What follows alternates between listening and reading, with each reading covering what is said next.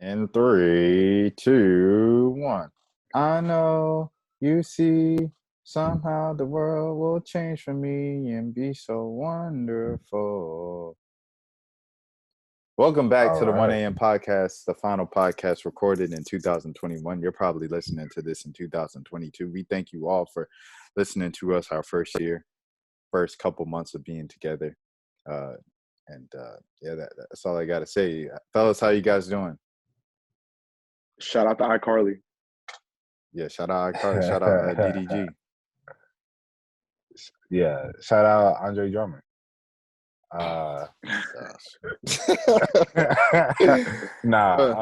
hey man, I'm doing well, bro. I'm feeling good. Feeling blessed, highly favored.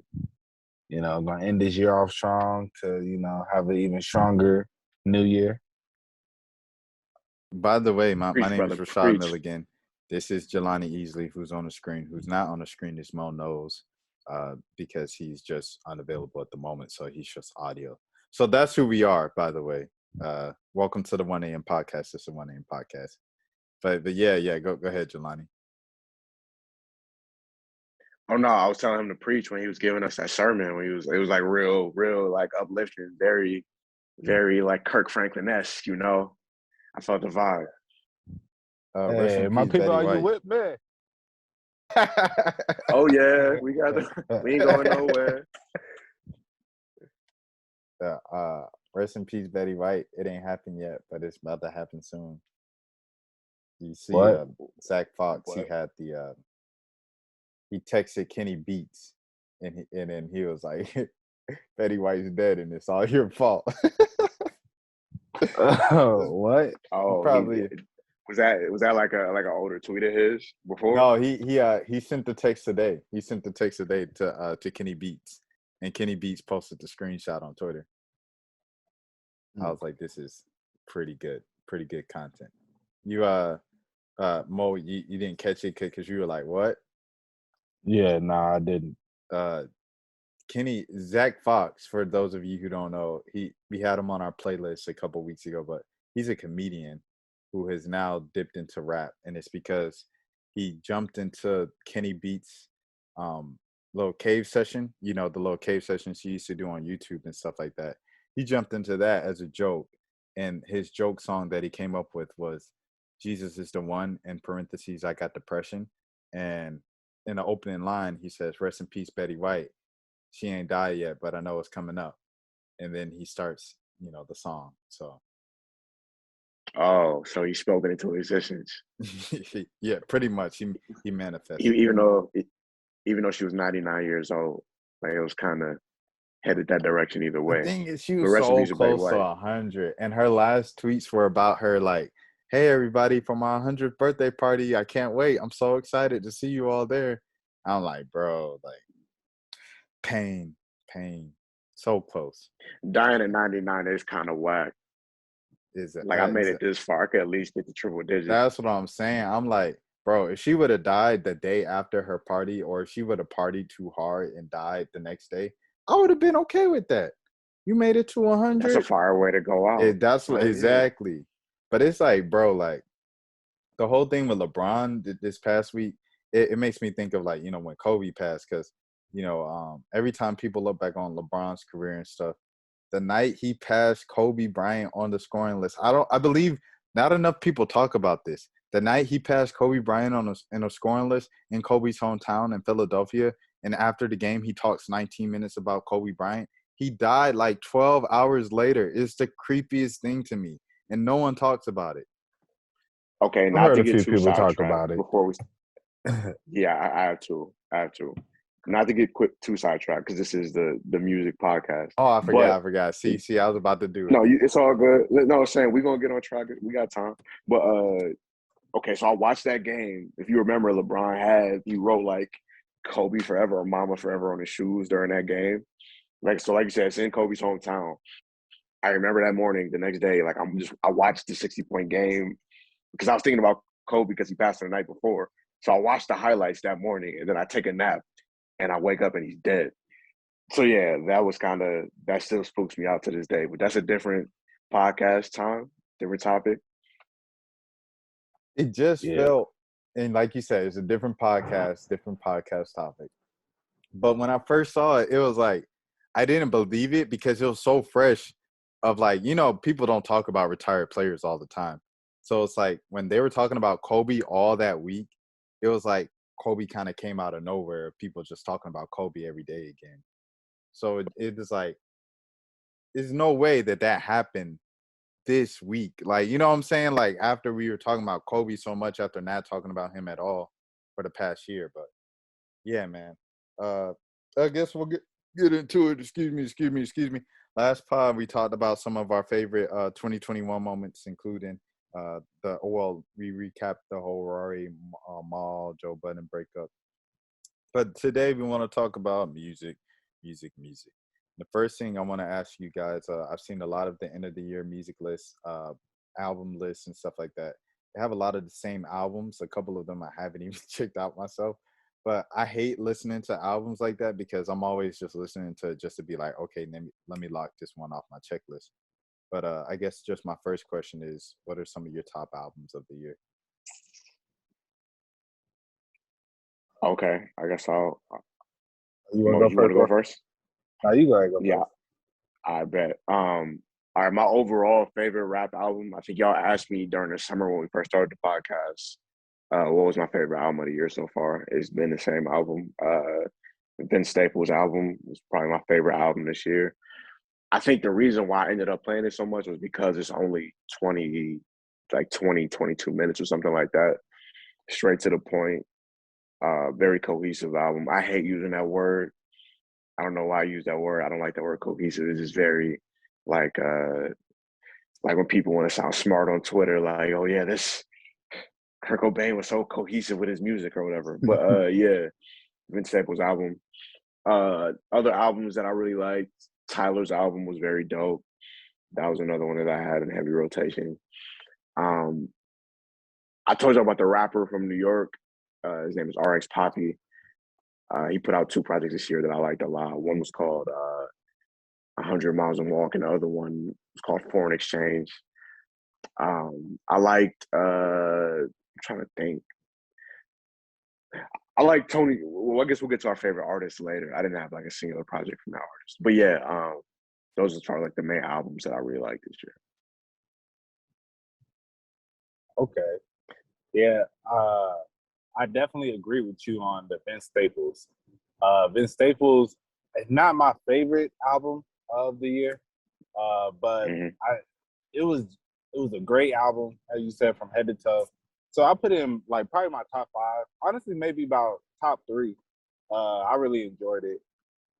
My top one though, I would have to say would be Larry June. His album that was titled. Let's see, I listen to it all the time. I just don't ever look at the name of the album. It's with him and Cardo, and it's called Into the Late Night. Yeah, I listen to the album probably, man, like at least once a day, and because it's very smooth. If y'all don't listen to Larry June, I highly recommend it. You talk about some cool play stuff, but also it's very like the way with the beats and the way he glides on there. It's very, as I said, just smooth. So it's something that you can listen to in the background.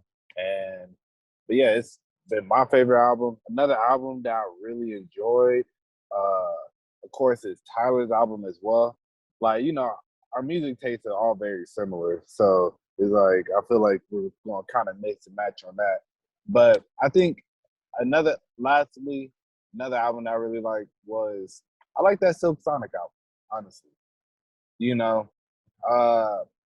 I don't really go back to it as much, but an album that off of first listen that I was like, okay, just really a little blown away, because it wasn't too many albums that really just blew me away, like especially off of first listen this year. So I think the Silk Sonic album, I'll give that a good mention.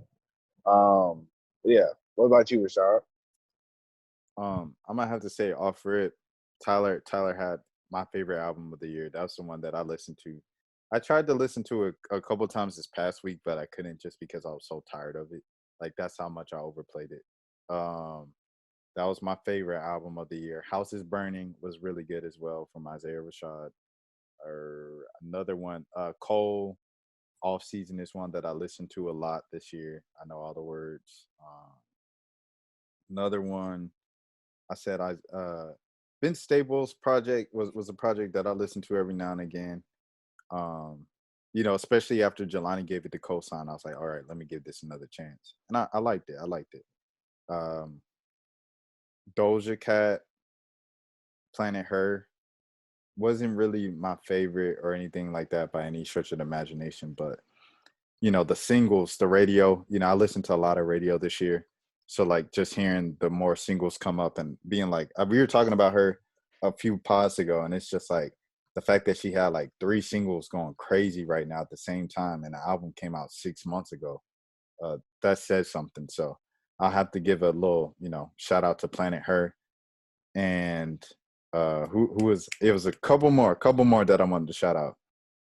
Planet Her, Doja Cat, Nas King's Disease 2. Oh That was yeah. a decent album. I really liked it when I first listened to it. Of course, I didn't go back to it or nothing like that, but when I listened to it, it was good. Grip, it's a dude. I mentioned him before on the pod when we were talking about like favorite albums of the summer, I believe. Grip, he's a dude from East Point. I had to look up his name literally just now to be like, who's that dude from Eminem's label, Shady Records from East Point? His name is Grip. And the album is I Died for This. It's a pretty good album, man. Kid can spit. Shout out to him. And then he also has like, singing songs and poetry. It's just nice. He's good. He's talented. Some projects that I've been seeing on everybody's list that I haven't listened to were the Pink Pantheress. Y'all ever heard of her? She's like this Nah. emo girl, this emo black girl. Everybody has her album on their Yeah, like end of the year list. Go ahead, Jelani. I heard a couple of her songs on SoundCloud before the album came out. It's kind of like I wouldn't say house music, but it's kind of it's like a weird like emo emo dance type music, I guess would be Is the way to describe it. is Pink Pantheress Black Claro? I don't know how to describe her. She I don't even know what she looks like, honestly. I just heard a couple of the songs.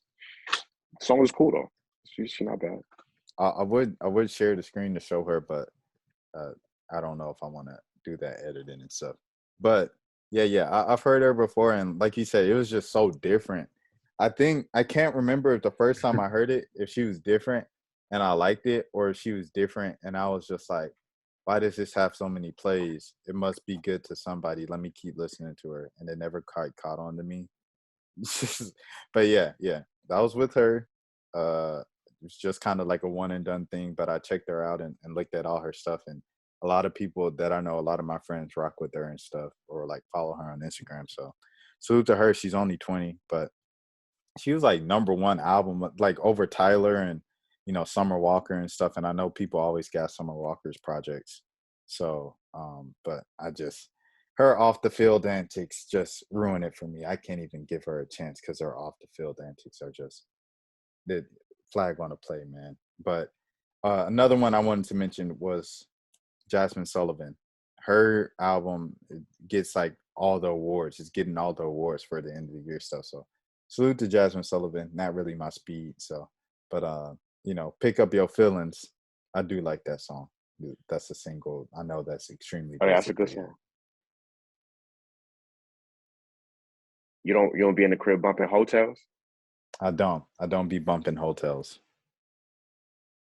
But are there any other projects that you guys like wanted to mention from like there were heavy on the end of the year list that you were like, oh yeah, I didn't listen to that, or it's got a lot of buzz, but it just wasn't your thing? Um, I just want to. Can y'all wait? Y'all hear me? Yeah, I can hear you. Okay. Yeah, I just want to mention a few just random albums I forgot while we was talking. Um, Chief Keef put out an album a couple weeks ago. That's actually one of his better works since I say like 2012, 2013. Wow, you Called know, Phone Them. someone before you continue and forget, the other ones. Someone said they were like D Rose hurt, Chief Keef popping. It's 2012 all over again. I was like, Chief Keef popping. Like, what are they talking about? Like, but I guess that's what they were talking about. He dropped a new album and it was really good. I gonna say it's really good. It's a good album though. Like it's like I said, it's his best work probably since like the 2012, 2013 era when he was really popping like that. So I want to shout that out. I'm gonna shout out. I feel like Young Thug's album didn't get like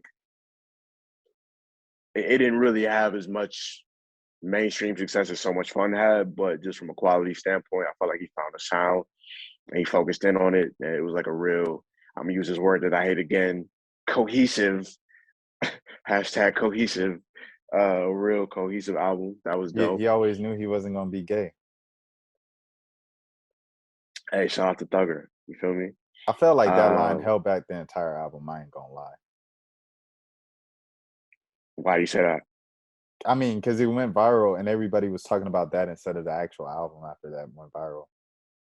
It was like, But Thugger said way, go ahead. way wilder stuff than that though. But it's like remember line. when Tyler came out on Flower Boy, everybody was talking about, is Tyler the Creator gay? Instead of like talking about the album, which was like the album of the year back then, or in contention because 2017 was heavy. I think when was 444? Was it 16 or 17? Because if 444 was 17. Okay, all right then. It was in contention. They want the album of the year, but it was in, and then that was also Kendrick. Oh my gosh, in 2017. So yeah, he definitely won album of the year back then. But he was in the talk, and nobody was really talking about it because everybody was just discussing whether or not he was gay on the album. So I felt like when Thugger said that, and it went viral, and everybody's like, "What the heck, dog?" Like that's all everybody was focusing on was like that line. So I don't know. I hate when stuff like that happens. I feel like this was like one of his more mature albums. Like a lot of the rappers that was like the young wild rappers in like the early 2010s, mid 2010s, getting into their 30s and stuff now. So they starting to transition into like Thug is a couple years away from kind of being like an OG in the rap game if you really think about it. So, but yeah, that was a dope album. I never, I don't, she put out, I don't know if she put out an album this year, but I remember seeing her name a lot. I've never really listened to her like that, but it tripped me out because I know she's born in like 2003. The Olivia Rodrigo Oh, girl. Rodrigo. Oh, bro, I had so Yeah, many debates about her this year, dog. It's crazy. And I think she did put out the album out this year. The one with the she did. little gumdrops on her face and pause. But Yeah, that's the album cover. I got like a teenage cousin.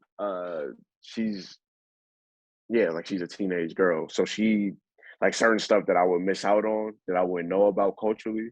Yeah. She like is my connection to because I don't hang out with other like Yeah, teenage girls or teenage whatever. So girls. she, no, I don't know R. Kelly time or nothing like that. So she like is the one that lets me know like, okay, this is what we listen to right now.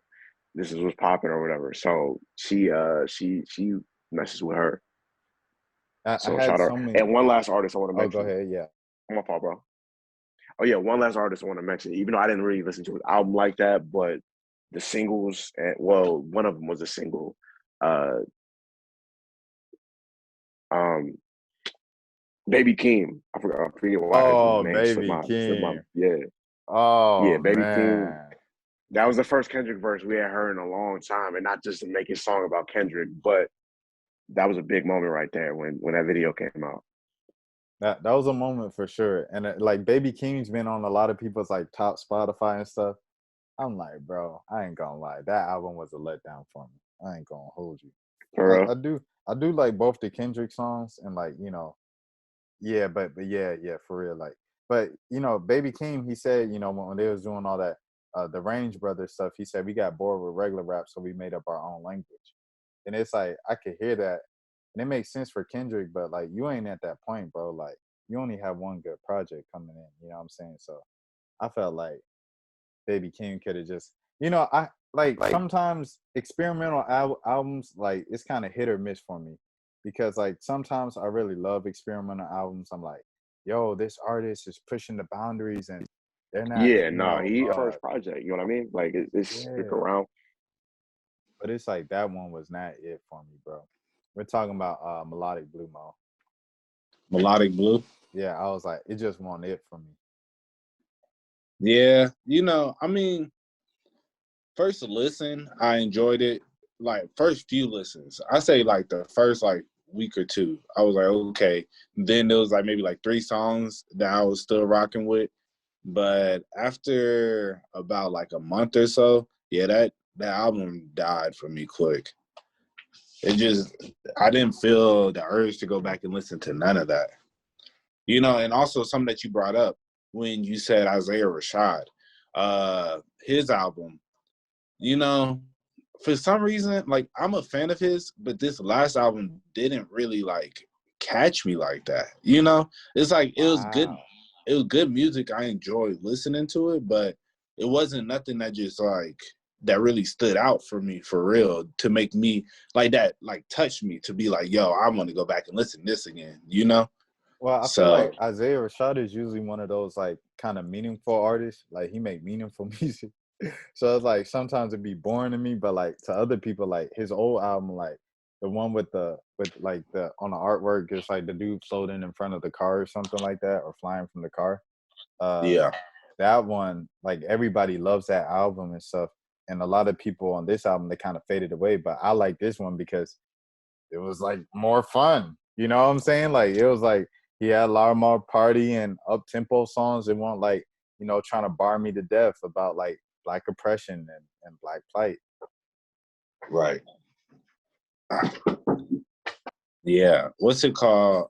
Was it you that said that you felt Tyler's album Igor wasn't as good as Flower Boy? Well, I didn't say that. Okay. Okay, Nah, because I think Igor is the best one. I think Igor is the best one. okay. I know this is mad random. That's the album that didn't come out this year, but We actually were talking about that, bro. Like right when we were talking about that album. Oh, bro. Yeah, because Jelani brought up Young Thug's album, and then I was like, I felt like it got overshadowed by him going viral when he was like, I always knew everyone gonna be gay, and I was like, it was kind of like when Flower Boy came out. Flower Boy had one of the best albums of 2017, but people want to talk every time someone mentioned the album, it was, is Tyler gay or not? Like that was the conversation around it. Took away from Right. Nah, that's a fact. Yeah, that Young Thug album, I don't know. That's another one. It was cool, but it ain't have nothing on that for real. Like the only song that I see really kind of moving is Bubbly. And that song was cool. But yeah, it was an okay album. But Young Thug had definitely done better in my opinion. I wasn't really feeling it all that much. It wasn't as good as So Much Fun, but I thought it was a good album. I didn't think it was whack. I just feel like So Much Fun was like that was the album everybody had always wanted from Thug. So I Yeah. feel like this album was more. It was like more low tempo, more like peaceful. I guess that's the word I want to use. Than So Much Okay. Fun. Yeah. I liked it though. No, I feel that. I guess I just never really been a fan of Thug when he got into like his melodic bag, like for real. Like, and I think you said it for more peaceful, more smooth. And, I think that may be the reason that I didn't gravitate towards it as much, but I'm gonna go back and give it a listen. But Yeah, it ain't like on my like favorite albums list, but I think it's a respectable album. okay. Who are some if you guys want to, is it okay if we shift from albums of the year? Sure. Mm-hmm. Okay, all right. Well, who are some of the artists that you might have like discovered this year, just in general, that you like? Because there was a lot of, well, I would say a couple of those for me that like they didn't necessarily release albums this year, but they were someone I just discovered this year, and I was like, oh, I like I'll say one artist I think is going crazy. Yeet. Yeat. Oh, bro, you know who put me on a Yeet? Who? Earl Sweatshirt. Okay. That's mad random, bro. Yeah, like one of my homeboys sent me his music, and when I heard it, to me it's a clearer, just like Cardi. It's like the same type of beat styles as Cardi, but like more clear and just, I don't know, like Cardi, he should be doing a lot of like little hums and little other stuff in there. He like to get creative. So I feel it's a little more centered. That's the word I'm looking for. A more centered version of Cardi. But yeah, I like Yeet.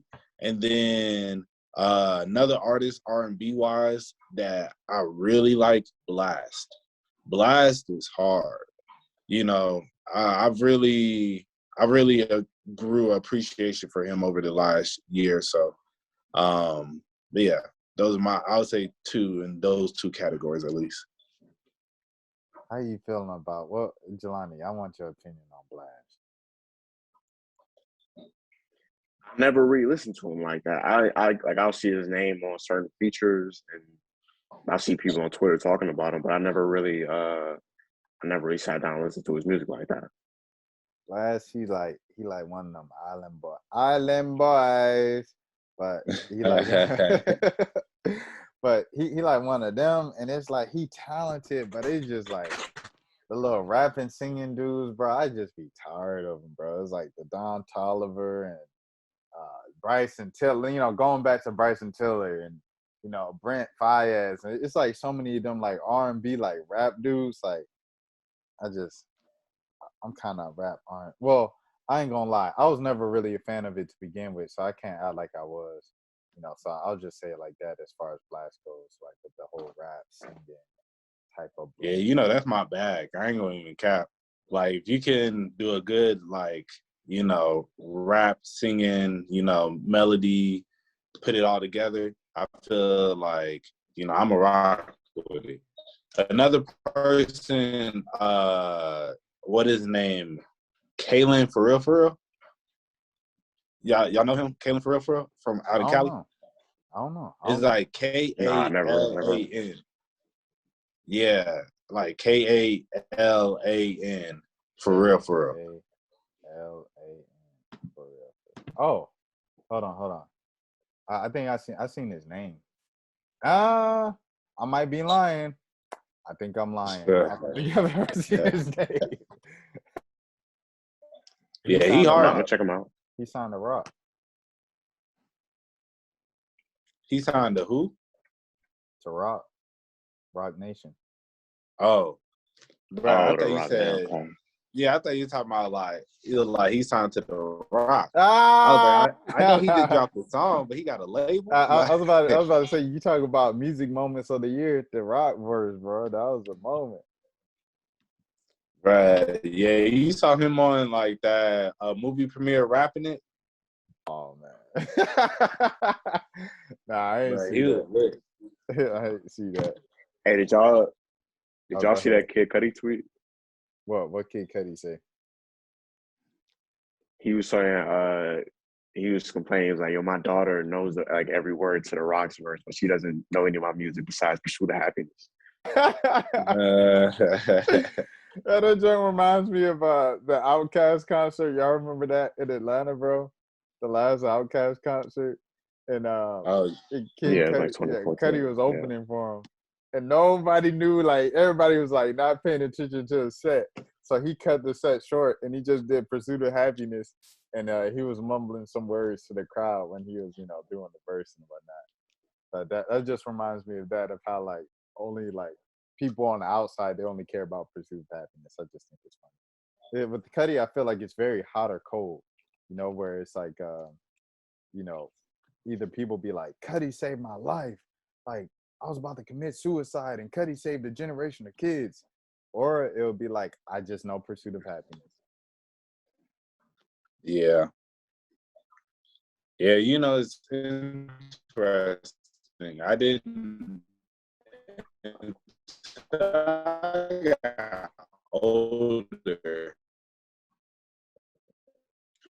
I didn't really realize how depressing his music was.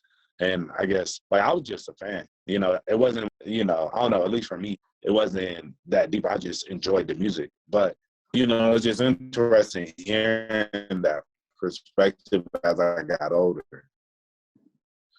You know, a lot of people, and I was like, wow, I didn't know this is what, you know, my peers were getting out of this music. You know, that was just an interesting thing to look back on because, as I said, I was enjoying it with them, but this was helping them. You know, like I like so. Yeah, and I always liked Cuddy's music, but it wasn't like therapeutic for me or anything like that. I just thought it was dope. You know what I'm saying? Back when we was like in high school, like '09, 2010, 2011 era. But he was never like my. I knew people that was like real like Cuddy stands. You know what I mean? But he was never really that for me. No, for sure. I mean, with me, one of my Oh yeah. favorite Cudi songs. Oh, go ahead, go ahead. Oh no, my fault. I didn't mean to cut you off.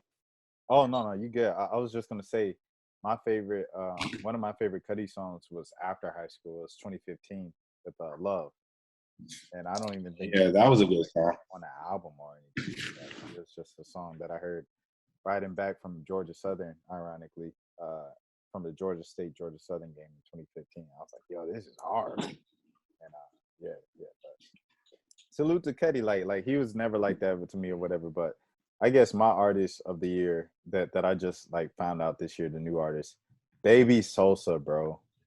Dog. She's so good. She's so good. Like her voice is different, bro. It's just like she's really talented.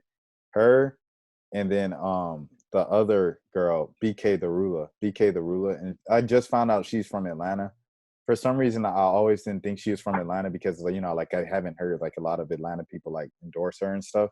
Like Perry, shout out to Perry, he endorsed her or whatever on an interview and stuff. But BK the Ruler is from Atlanta. I rock with her heavy and Baby Sosa. Those are the two artists that I was like really kind of discovered this year, and I think both of them are really talented.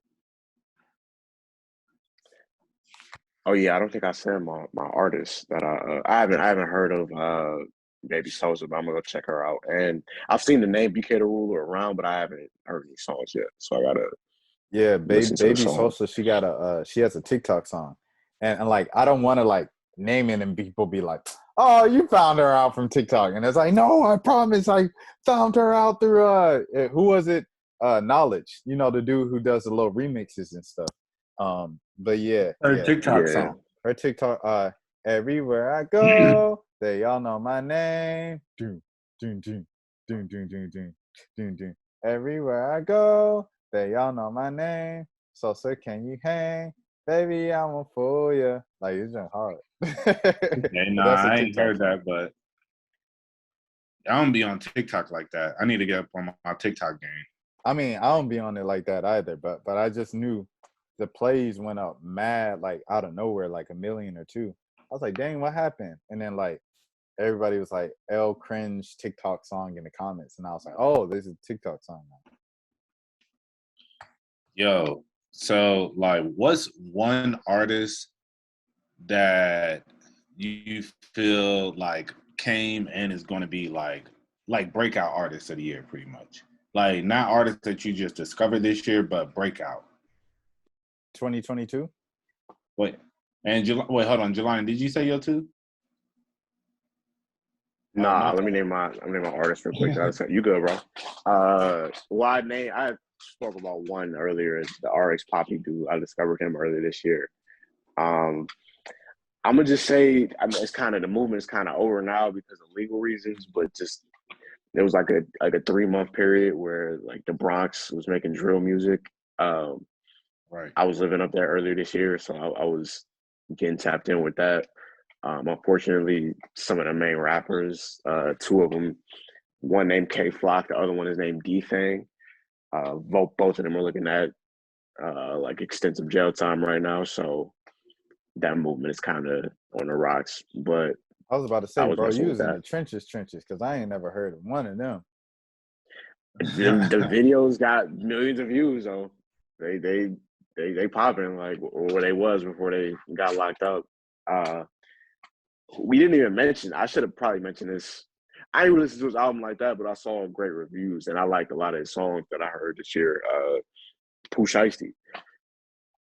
Like Another one he on the rocks. unfortunately, legal reasons kind of put that to. I don't want to say an end because I don't want to. I don't want him to be guilty and face jail time at all. But yeah, no, he was. I want to say Back in Blood came out end of 2020, Yeah. but he really popped off as a solo artist early this year. And the Pooh Shiesty mask was one of the top fashion garments this year.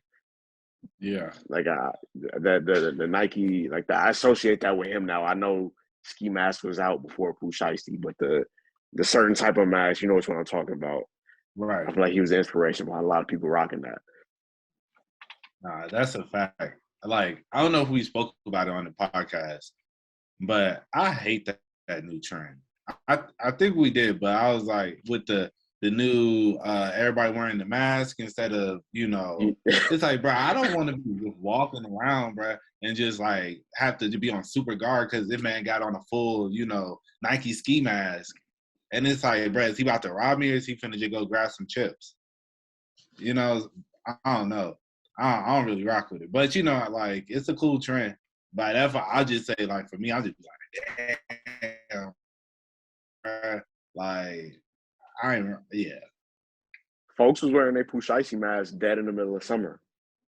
Facts. 90 degrees out. But it was like, Shorts one of on. those things that's like, what'd you call it? How do you say it? Responsible. It was like, okay, so if the kids think this looks cool, as long as like it's responsible, if that's gonna get you wearing your mask, I'd rather you do that. But like you said, like you can't see nothing. Like all you can see is their eyes, bro. So you don't know if they're trying to commit a crime or if they just, being fashionable. Wait, are you saying Pooh Shiesty dropped COVID cases? Pooh Shiesty did his part in promoting COVID safety for sure. Pooh Shout out to Shiesty, Dr. one of the Shiesty. heroes of 2021, then I guess, and kind of indirectly. Hey, shout out to Pooh Shiesty. Free that man. Big brr. Free Dr. Shiesty. Dr. Shiesty. Dang. I have no clue who's gonna blow next. I have no clue, bro. I have no clue. Y'all have. I'll let you guys get your predictions. Okay, so yeah, go ahead. All right, so I don't have, let's say, a particular artist, but we're gonna get real music nerdy right now. So Questlove, he has a podcast I listen to, and he talks about how if you really look at through the history of music, the sound of music usually changes in the second and the seventh year of a decade. So like if we look at, let's say, like the 2000s, like early 2000s, like a lot of the sound of the music was similar to like the sound of music that was being made in like the late 90s. Like the production styles was very similar. And then when we get to '02, that's when like the soul sample era is really in full swing. It really started like late 2001 when the Blueprint came out, but that's when that era of music starts to switch. And then when we fast forward to like '07, that's when T-Pain came out like '05, but that's when like the auto-tune R&B era is like really in full swing, and like we entering like the mixtape blog era at that point, like '07. So I'm just saying to say, I feel like because we're in the second year now, we really starting to get into like, okay, we're in the 2020s now. It's not the 2010s no more. I feel like we are gonna have a new sound kind of pop off next year, like a new major sound. I agree. I can see that. I don't know what the sound going to be. I mean, Yeah. For real, it could be this like kind of emo rap that's the Gen Zers rock with. They really rock with the kind of emo, like most, crazy. Did you see that video on, I saw it on Instagram, where they were interviewing the kids at Sierra King, the basketball players, and just asking them like who's your favorite players in the league right now? Who's like some of your favorite movies, artists, blah, blah, blah. So when they asked them like who's their favorite artist, at least I want to say like 3 or 4 of them said Juice WRLD. And it's so surprising to me because I hear a lot of kids, that's around that age, they still heavily listen to Juice WRLD. I mean, he released so much music, so it's kind of easy. But that emo rap, he set a wave with that. And, that's why, we spoke about it in the early episodes when we're talking about Rod Wave and stuff like that, so I feel like that's probably going to be closer to the new wave, man. Like, the punk rap, because I feel they're already, fashion is already kind of going a little more gothic. And with the fingernails. Exactly. They're going like early 2000s when, punk rock was at its height, So, yeah, so I think, it's no telling exactly, but I feel like that's going to probably be like the next thing for real. That's crazy that Questlove can break music down like that. Like that's just a side note. That's like insane to me. He really knows his levels to this. But I guess I would say if I had to guess someone who would have a big 2022, I would kind of it's a couple of independent artists, but this is a completely biased answer just because these are like some of the independent artists I listen to the most. But I would say Foggy Raw. I think Foggy Raw is going to have a big 2022. He's got a song with Ari Lennox coming out soon. So I think that one with Ari is probably going to get him a little more attention. And then just his style is different. He's a little older, but it's like swaggy music, but it feels profound. Like it's kind of difficult to explain. So I can see Foggy Raw making a leap next year. Also, Tony Snow, man. I think this could be the year, bro, that he like really takes off. You're already kind of seeing like flashes of it. We've seen flashes of it the last 2 years. I think next year is like a year that he goes like and becomes like a underground, extremely popular rapper.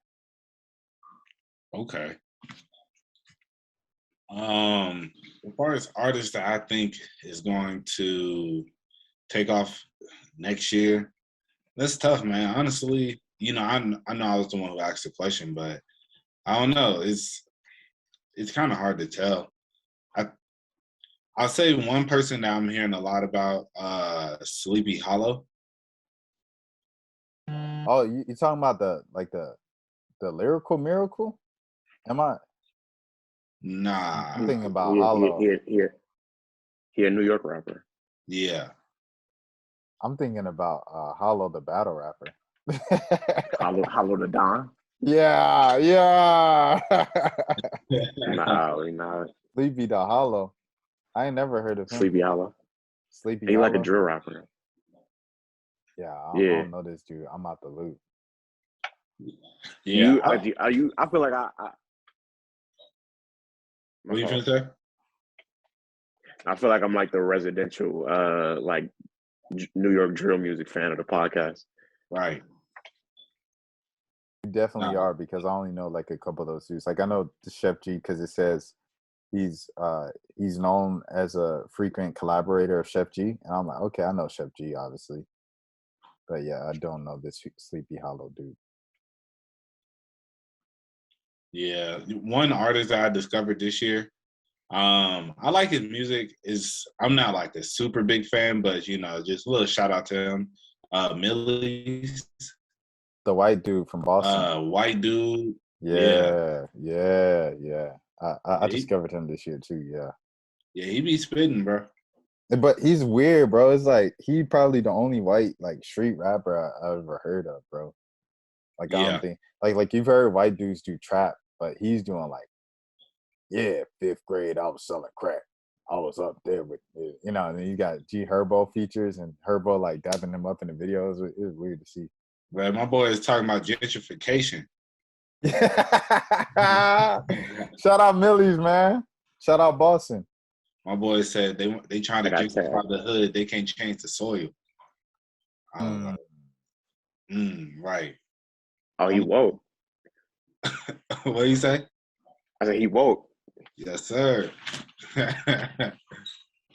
But he can rap though. He can rap. Like you said, like he can actually rap. And that's the thing. Like I said, like with Foggy, it's like one of those dudes who's like older and they're like cool. They're not quite out of touch all the way, but like they're old enough to like know something. You know, I feel like that's gonna be the thing of like someone who has that experience. It's kind of like when Benny and Freddie and all those guys kind of popped like in their late 20s, early 30s a couple of years ago. It's because they knew something and they experienced life. So it's always a lane for that, I feel like. Even though Freddie was like freshman list in 2010, but he's still in my opinion like only popped in like 2014ish. So, all right. So, what is y'all like top songs of the year? I'm gonna go Essence number one probably. I think Essence is probably the song of the year, most overplayed song as well. Right. You know, it's crazy. So, just quick side note.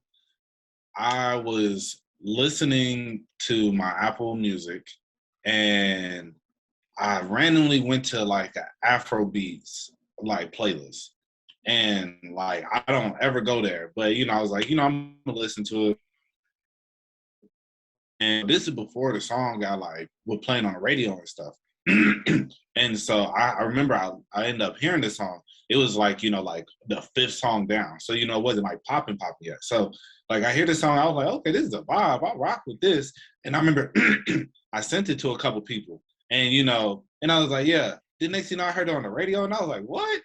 And then it just ended up becoming like, yeah, like huge. I was like, dang, you know, but I can, you know, I could definitely see how it happened because, as I said, like I was listening to the playlist and it was, you know, some good music on there for sure. As I was going through, it was a couple other songs that I gravitated towards, but that song in particular, I was like, oh, bro, this song is hard. Like, you don't need no other body. It's the way he says it, bro. It's like, yeah, that's I like that. I like when you singing so hard that you on the verge of crying. Like that's the type of singing, you know what I'm saying? Like that old school R&B, like Tyrese, like baby, go. Like I need that. I need to hear that in your voice, like almost a crack. You know what I'm saying? Begging. You know, but go ahead, Jelani. Uh-oh. Hold on. Oh yeah, he have a connection issue. Yeah, he about to. Oh, he back, Jelani. I see you. Oh, yeah, we back. Oh, there. Nah, Okay, my there we signal, go. my signal terrible right now. Yeah, Right, I'm cool. sorry about that. You good? Yeah, nah, my connection bad right now. But speaking of black R&B, you mentioned Tyrese and all that. Justin Bieber on the Essence remix. Yo, How did I y'all hate feel that about so that? much. I hate that so much, bro. I hate that. That's like the one thing that I hated all year. I was like, bro, like, I hate that song. And they played it on the black stations too. I was like, what are you doing? This is not 97 Q97.9 or whatever the heck the station. It's not B98.5. This is 90 Streets Hey, but 4945. I mean, hey, you know, but shout out to Justin. He got my boy WizKid, the first ever Nigerian #1 single. You're right. You know, Oh, so I ain't even know sometimes you that. need them colonizers, man. You know, Oh no, hey, where's the Shout out to the verse colonizers. on a hit record? And y'all gonna be like, dang, where this come from? It's shots out of nowhere. Smiley on that Smiley song. It's the worst verse I was bro. That was so trash, bro. And it became a hit because Drake. But Drake, he just loyal to anybody from the I'm about to say state, from the country of Canada. and put it, man, that song. I mean, it wasn't a terrible song because of Drake. But Smiley, that's the worst verse I ever heard on a hit song in my life, bro. What? I kind of fuck with it. I mean, I kind of rock with it. At least I like Jelani wanted to say something. I'll let Jelani say something. Oh no, I swear to God, before you brought that song up, I swear to God, I was just finna mention that song. Like I really was just finna ask y'all how y'all felt about that song. Worst verse on a hit song this year in 2021. Okay, then how you feel about it, Jelani? Because I didn't think it was all that bad. The song not whack. It's cool. It's a part of like the Drake stimulus package. I'm not gonna ever go and like listen to Smiley music, but I don't know. I feel like my standards is so low now that I just don't like. Don't bother me to hear a whack rapper. You know what I'm saying? It's like okay. How do you feel about AR, Jelani? When you talk about your standards are so low now, like what was the artist that really pushed it for you? Like, and then how do you feel about AR with AR being a local guy? You said who is the artist that pushed my standards low? Yeah, and then how you feel about AR? I wouldn't even say that was one. You gotta think like there was a time where you wanted to be a singer, you actually had to sing. And then we kind of got desensitized to people singing that can't really sing that well. Like whether it be with auto-tune or if it's like a Lil Uzi can't technically, you know what I'm saying? He's not but I like songs where Lil Uzi is singing. So it's like to an extent, I have to throw away the idea that you have to sing in order to make good songs as a singer. Same thing with rap. Like it's certain rappers that not really can't rap that well, but I like them as a rapper. So it's just like I can throw away. I mean, but you grew up a Ye stan though, and Ye been doing that, and J. Cole too. But the thing with Ye was that okay, he makes 808s and heartbreak. He's not the best singer, but his production is so crazy that he can make it to where it doesn't matter. Like it's singing. It's not everybody has that same level of song making to where they can get away with it all the time. But it's enough. I feel like we've been in this phase long enough now, post 808s, to where people know how to master, even if they can't sing. They know the techniques now of how to like Travis Scott they shit to where they sound good, even though they can't really sing. How do you feel about like Tyler singing? He's like I said, it's the same thing with Ye. Like he understands production well enough to where a lot of the time, even if he ain't the best singer, it don't really matter because he knows how to fit his voice into the song. You know what I'm saying? Got you. You know, people like Tyler knows how to manipulate his voice. So it's like, you know, as I said with like Travis, they know how to manipulate their voice to a point where, as you said, it's like they can produce a voice that's going to sound good. You know. Mm-hmm. So the 911 Mr. Lonely, bro. I don't know, man. I don't know if he produced. How you doing? Like I don't know if he produced it well enough to sound good. It just sounds good because the song is good. Like it's so good that I look past it and I'm like, oh, you know what? Who cares if you can sing well? Like Runaway is one of the greatest songs ever. And it's like Runaway, like you know what I'm saying? But it's like you don't care because the song is so good. But I say with Tyler, when I say that, it's like at times when he knows his regular voice isn't going to suffice, he will manipulate his voice to what does sound good, you know? So it's like, that's why I say with him, if he sees that it doesn't sound, so his music is always going to sound good. Because it's like, regardless, he's going to make his voice sound good, sound the way that it needs to for the track, you know? Yeah, no, Sometimes like an artist trying to sing or trying to rap, if they can't sing or rap, is kind of charming a little bit. Like it's I don't know how to explain it. It's like rest in peace to Biz. Rest in peace to Biz, man. Biz Marquis. Just a friend, yeah. Like that's a perfect example. Yeah. Nah, that's a fact. Yeah, one of my favorite songs of this year. I love that song by. Wait, hold on. I'm sorry, Mo. Jelani, how do you feel about AR? I'm not letting you get past this. he's like the squeaky voice. Yeah. Here's my thing about that. Like, you got to think rap has been around for damn near 50 years now. So a lot of the sounds and a lot of the styles have already been done already. So I can't sit here and knock somebody for trying out a new sound. You know what I mean? No, I agree with it. I agree with it. It was Yeah. really just asking for, you said your music, your standards of music has been so low now, like for a while. So you kind of just have a different kind of palette or expectation. Jack Harlow can't sing. Just to wrap up that who can't sing thing. He can't sing, but on a record he sounds really good. So like when I heard him live, I was like, oh, he's really bad. Like he can't sing at all. And I thought he could sing, because he sings so much on the songs. Yeah, nah, that tune. Yeah, shout out That to the tune be team. doing wonders. But yeah, go ahead, Mo. Before I was so rudely interrupted. Yeah, Bia, whole lot of money. Bruh, Oh yeah. like I love that song. I'm not gonna lie. Like, yeah, she snapped on there. And Nicki's verse. I don't know. I'm not the biggest Nicki Minaj fan, but I mean, she was on there. She did her thing.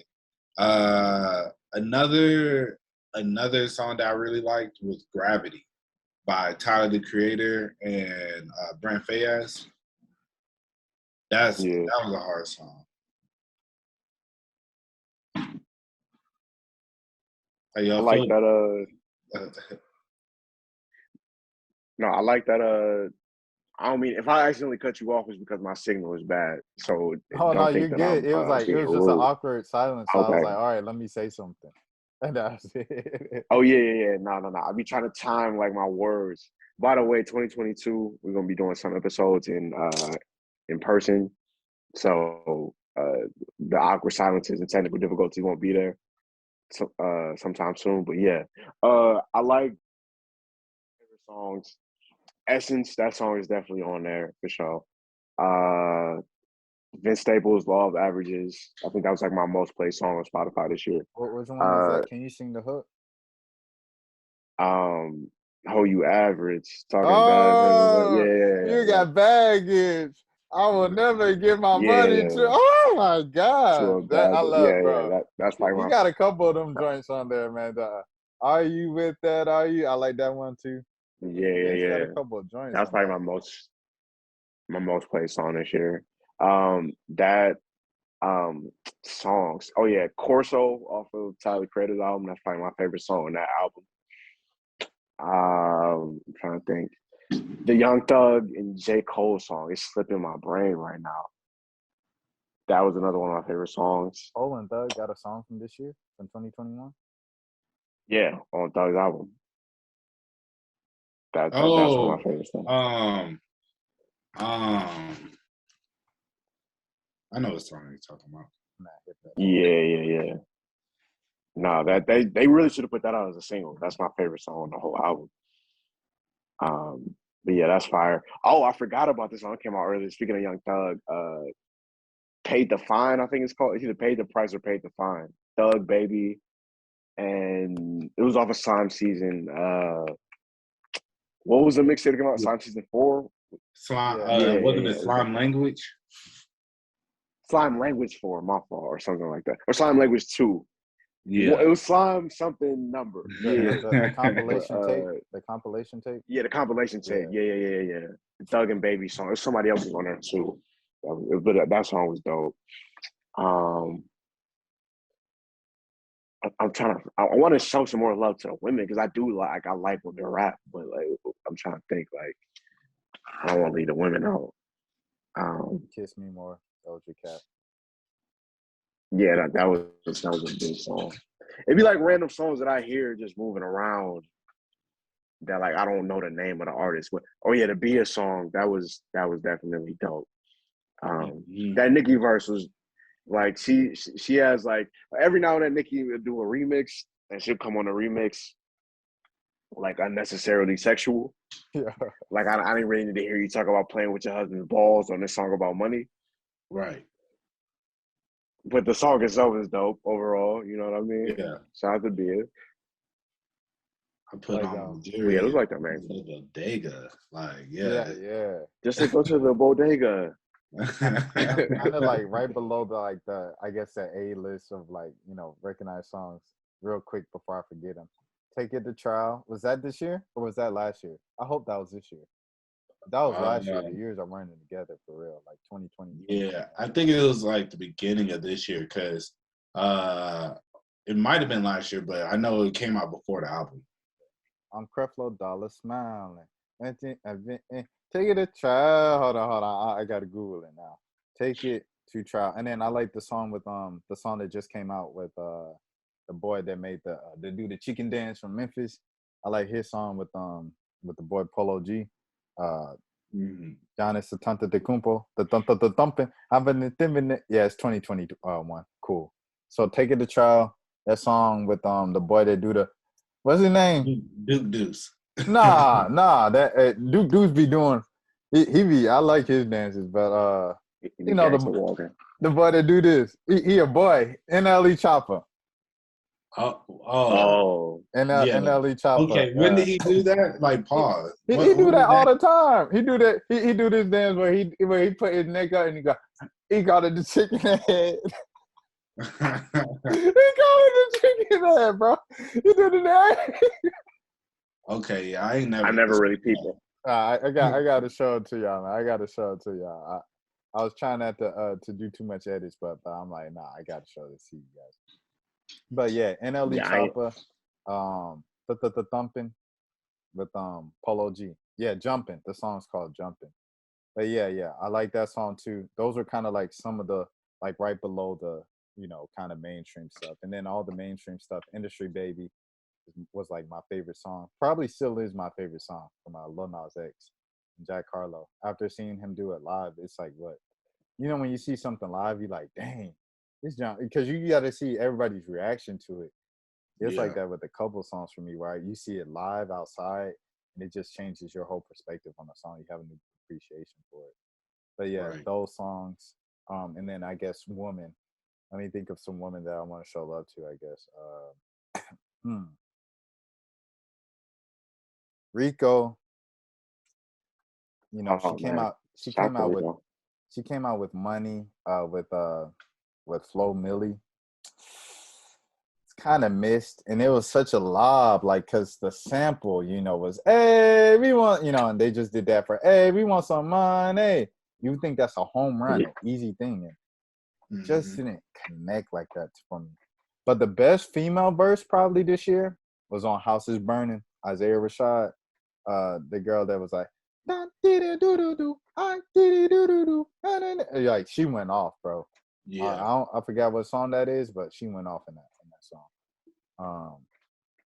Dang, what's a woman song that I like that was released in 2021? Probably one of the Baby Sosa songs, but I don't know which ones were like 2020 and then 2021. But yeah, I ain't really got too many female artists that I've been like, other than Snow Allegra. Shout out to Snow Allegra. She dropped her album this year. Bro, we didn't even mention her album. That's kind of bad. When like the other year, it was like she was mentioned at the top of every album of the year list. Mm-hmm. I mean, yeah, I don't know. This album didn't connect as well, but I think I still enjoy it. I go back and listen to it every now and then. I feel. Oh yeah, I definitely have never seen it. Yeah, I never really peeped NLE Chopper's dance moves. So shout out to young NLE. Okay. Shout out to Memphis, man. Shout out to Memphis. The whole Memphis is like going crazy. They having a moment. Rest in peace, Dolph, of course. Right. Of course. I'm waiting for him to do this chicken dance though. That's the one I'm really waiting for. But yeah, you can keep talking. Oh, he got a whole dance compilation. Yeah, but I was just on saying, bro, the chicken dance he do is like he goes.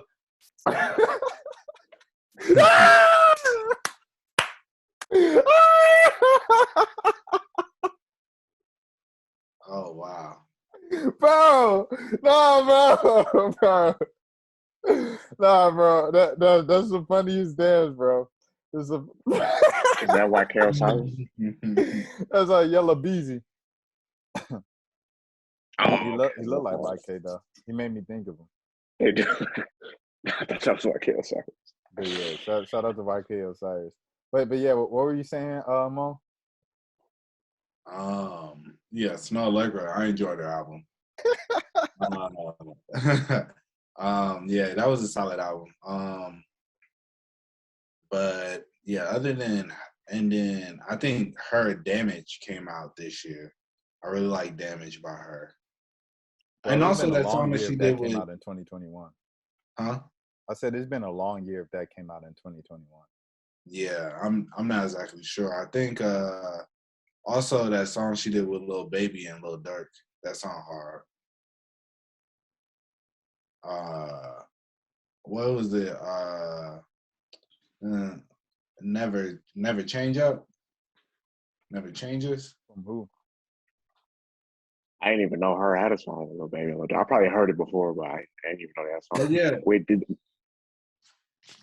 it's like we didn't came so far, but we'll never let the money ever change us. Like, Hold on. I probably heard it in passing Yeah, before. I ain't gonna lie. That's the one I'm gonna have to look up. But Damage came out in 2021, which is crazy. Because it yeah, felt like that came out last year. Like, I thought so too. dang, it's been a long year, man. also one of the hardest verses of the year, Lemon Pepper Freestyle, Drake's verse. Oh Mm. yeah. Patty Mahomes when I fumble her. Yeah. Yeah, also, but another song that I really like, I gotta throw some Dirk in there. Hellcats and Track Cars. He's really good. That's yeah, no, he is. Yeah, that boy be snapping. Red, We- y'all saw that song I sent y'all with Morgan Wallen? Bro. Yes, bro. But I don't think even Dirk had a part in it. He was just in the video, right? Like, because it No, sounded like it was Morgan Wallen the whole time. Dirk got a whole verse. Oh, He dang. said got a girl from Broadway trying to seduce him, but he from the trenches, so he don't know what Yeah. love. Oh, I guess did he change his voice at all, or did he sound like Dirk? I mean, they'll probably both going crazy on the auto tune. Nah, I heard it. I hear you. Yeah, But but okay. Yeah. So salute to Morgan Wallen as well. He might blow up. Morgan I got Wallen, a he couple. blew up, bro. I mean, but you know what I'm saying, like big 2022. I mean, he was the one of the highest selling artists. He won't know. Okay, it was literally like this: Doja Cat, Lil Nas X on the pop side, right, and then Drake, right, on the pop side, and then in the hip hop space, there was Lil Baby, Lil Durk, and everybody else in 2021. Morgan Wallen was not up there this year. Or it might have been last year because he had one of the highest selling albums recently. Like he sold like 7 mil. 7 mil? Like he sold a lot, bro. Like I may be off a few numbers, but he sold like a lot.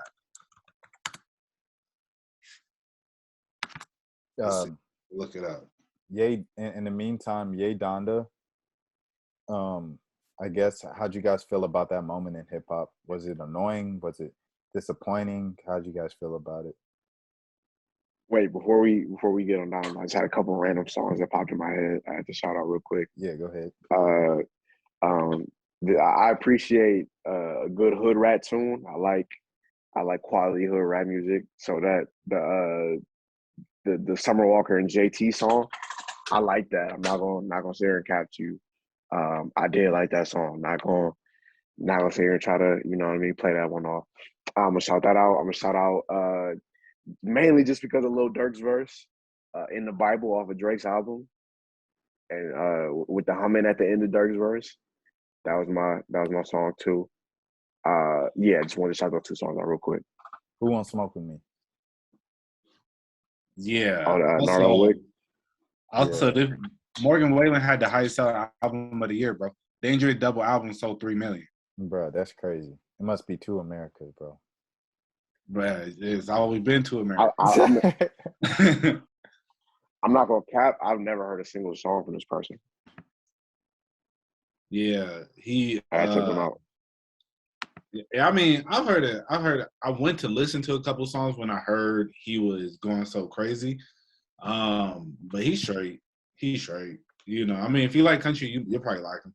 But he's a racist, so don't Oh, he's a support country singer. Oh, Yeah. okay. I think it's like a rapper, like a white rapper or something like that. Dang, Morgan. Oh no, yeah, We're all rooting for you. he's a full-fledged racist. He went on. Oh, gotcha. He said the N-word. Oh man. Nah, Oh, you getting not Riley on the Cooper Lil on? Dirt record. What do you say? I was saying not on the Lil Dirt record. Right. Jelani. But oh yeah, no, yeah, go ahead, you Jelani. you asked about Donda. Oh yeah. Wait, Yeah, hold on, no, hold I on. feel like I was thinking about the what? The Who Wants Smoke? Who Wants Smoke with Me? I didn't expect it to be a big record because literally the song with Lil Yachty and Cardi B a couple years ago was the exact same thing. And it was like, so when it first came out, I was like, isn't this song already out? And then I was like, oh, this is a different song than Who Want the Smoke. This is Who Wants Smoke with Me. So I was surprised it was getting so big, but I saw it live, and then Savage did the when they did that and the kids are going crazy. I was like, oh yeah, this is a hit. Like that part was stuck in my head of just a little tap tap tap. You know, that was I knew there was somebody, but we got so deep into the conversation I forgot. Go ahead. But Nardo Wick was the person that I originally thought of when we was talking about like artists I think we're gonna blow. Because the support that he's gotten, I mean, he's only like 19, but he reminds me of a young Savage, you know, where like 21, his substance wasn't like the best, but you know, he was still spitting. And I feel like bro, when 21 first came out, he's trash. I had no idea he was gonna be this good of a rapper or this good of an artist at all. When we heard Red, because you was in the car, don't do this, Mo, for the camera. You was in the car one of the first times we played Red Ops, bro. And we was like, it is kind of hard though when the beat dropped, because the beat dropped and the beat boom, boom, boom. It won't cause his lyrics. But go ahead. I don't know when he said pull the letter window down. real hip hop. But nah, I feel Nardo Wick. I think he gonna probably have a big 2022. I think he's an artist that he seems like he got his head on straight, and you know he seemed determined. You know, so I think he can definitely be somebody that's going to go crazy. But did you see the interview he just did? Yeah, I mean, you know, I get his logic, man. You know, why am I working for $500 a week when I can just go rob somebody for $5K real quick? Oh, this man crazy. Sorry, my signal dropped out, bro. Yeah, you good. We still hear you. But nah, this man, that man is crazy. That's his logic off rip. Like when I listen to you guys, what do you guys think of the Roddy Ricch album? Just real quick, kind of sidebar. Well, I mean, from what I heard, go ahead. The internet I feel like was kind of overly hard on it. That's what I'm saying. It wasn't as whack as what people were saying. It wasn't bad at all. Like I mean, I get it with the Silk Sonic album because like it was like if you're putting every song to the standard of the singles, okay, it didn't live up to the singles, standard every single song. It was still an alright project. So I got when they were hard on that Silk Sonic. But the Roddy Ricch album, I'm like, you know what I'm saying? Like it wasn't bad. Right. I don't think it was. I don't know. It wasn't. Nothing really like stood out. I feel like in music before, it was so unexpected. We didn't know what to expect, and with this album, it was just pretty much more of what we already kind of got. You know. I agree with that. Yeah, it had a couple of songs on there. Like I like the song "Move to Miami" with Lil Baby. I like the song with Gunna. I like the song with Future. All Good. I like Takeoff on there. Yeah. I like when Takeoff get his verses, man. Yeah, when he came on there, I had to, look down because, a lot of times I listen to the albums, I just let it roll through, and then, there's something that stands out, I'll look. Georgia just scored, bro. 7-0. For I had to let them know because the guys were recording during the Georgia game. They wanted to know, so I just keeping them abreast of the happenings on the outside road. Oh, okay. It was their first drive too, so pretty early in the first quarter they just scored. But yeah, like I definitely agree with you what you said right there. I like the Future song or whatever, but go ahead, Mo. I'll let you keep cooking. Oh no, that pretty much it. I think I like how he did the switch up where it went from rap to more of like Jamie Foxx said, time to slow it down. Yeah, yeah. Oh, that was cold. That was a good. I'm like, this is creative. I think I'm listening to College Dropout. Right. Yeah, and that's why I was saying like I like his artistic ability, but it was nothing that just really like popped on there. And so that was my only thing about it. But I still enjoyed it though. There's a couple songs that I listened to. As I said, Move to Miami, All Good, and then Don't I? But other than that, and I still like Late at Night. I really like Late at Night. I think that's a good song. I'm tired of the song. Yeah, I like this song. I ain't gonna cap. We doing all the talk about Essence. I'm tired of that song. Bruh, if I never hear that. I am tired of it. But it's still hard, I ain't gonna lie. But go ahead. Yeah, no, it's still a great song, but it'd be like, bro, like you'll go to like 2-3 different stations, they playing that song, bro. But another song, have y'all ever heard that song Gallus by Capella Gray? No. CNC. Oh, all right. That song is terrible, bro. I said Smiley had the worst record on the hit on the worst verse on the hit record. No, that is I don't get it at all. It's like and then it's the other one, the Dougie flip too. Go ahead. I'm like, what you don't get, bro? He wants Don't like the flip. I'm the like, Dougie record too, because it's like the Dougie isn't old enough for that. And then every time I hear it, I get excited. I'm like, hey, and then it's like, and then I'm like, bro, no, this song isn't old enough for you to flip it. Yes, it is. It's something about 2010, bro. Don't flip. Teach me how to Dougie. Don't flip that. Out of respect, that's like flipping the swag surf, and don't do that. I mean, yeah, some songs don't need to be flipped, but I mean, over time, swag surf gonna get flipped, bro, and it's gonna be a banger to the kids listening. And we're gonna be like, bro, they really just flipped swag surf, bro. Yeah, did you see Shaka Khan said that Kanye ruined her song? Nah, I didn't see that. Through the Wire. I was like, Shaka, you tripping? Stop the cap, sister. Yeah, that's what I'm saying. If anything, he made it better. Like, it's yay. But speaking of yay, Jelani, I'll let you get into it of one of the biggest kind of things of the year with Ye versus Donda. Yeah, I feel like it was more of a moment. I mean, the album itself was good, but I feel like the moment of Donda coming out and everything that surrounded it and the shows and him living in the Mercedes-Benz Stadium and all that. I feel like that was a moment within itself outside of just the music, just the whole lead up, the show in Chicago with Marilyn Manson and the baby.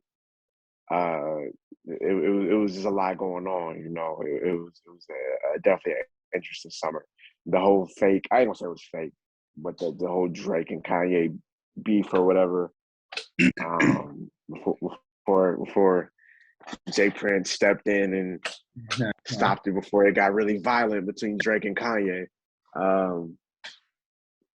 So yeah, but Off the Grid was probably, I seen Complex name that as their song of the year. That's another one of the songs I should have mentioned on my favorite songs this year because Fabio's verse was probably my favorite verse of 2021. Yeah, that's a good song.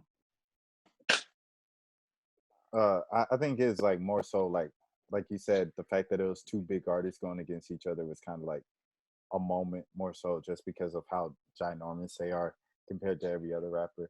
As far as the actual quality of the records, I don't think like they're the two records of the year. If anything, Donda's closer than CLB. Yeah, but you know I'm biased. You know I'm Ye stan. So, but you know even Ye changing his name to Ye was a part of the whole thing and stuff like that. And having bringing Kim out in Chicago and remarrying her and walking off with holding her hand and stuff. What For was her it? to leave.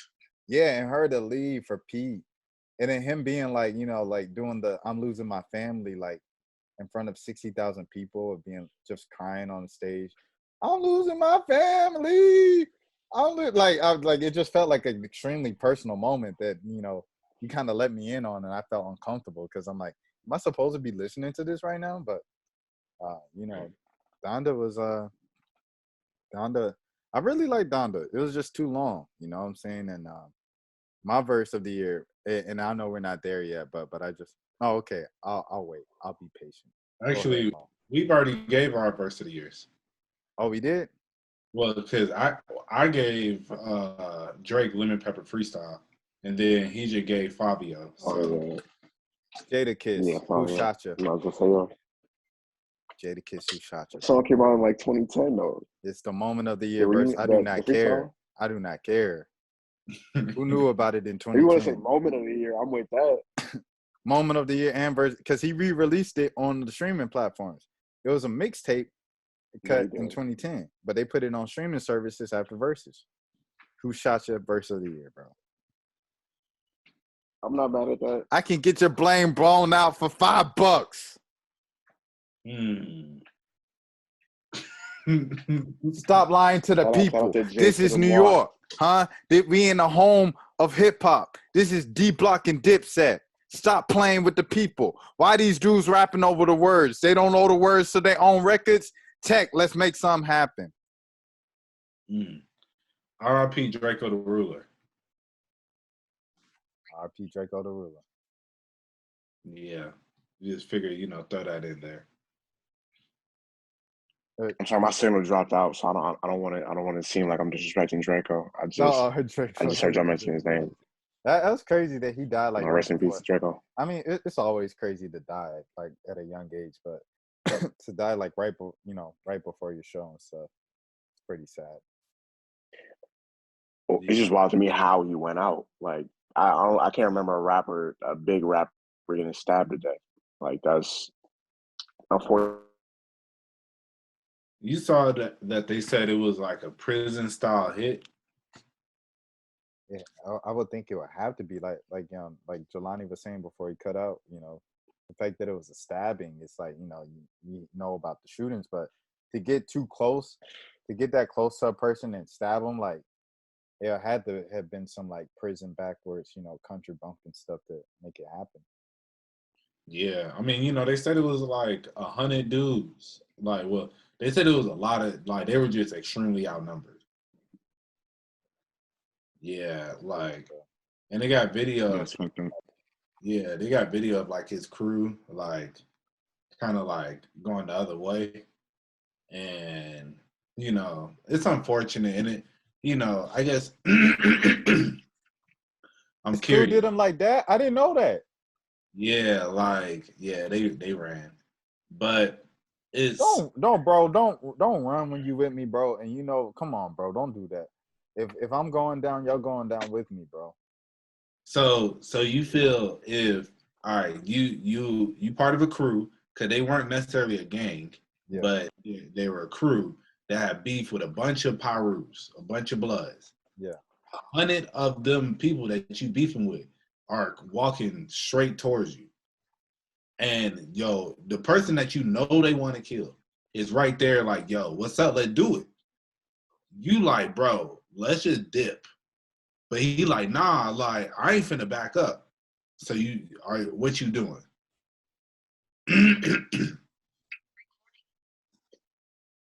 I might have to leave. I'm sorry.